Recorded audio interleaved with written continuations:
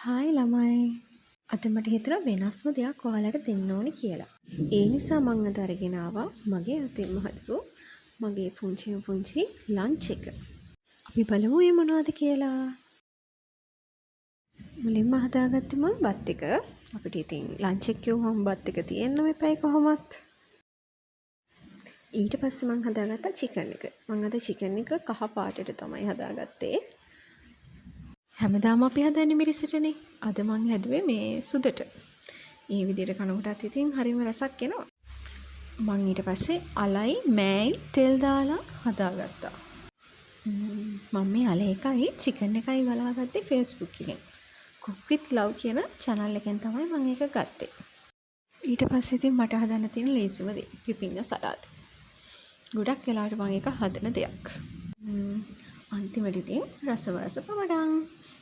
මේක ඉතින් හරිම ලේසි දෙයක් නේ හැමෝම හදන්න දන්න. මේක තමයි මගේ ලන්ච් එකේ ෆයිනල් ලුක් එක. ඉතින් මේ වගේ වීඩියෝ එකකින් අපි ආයෙ හම්බ වෙමු.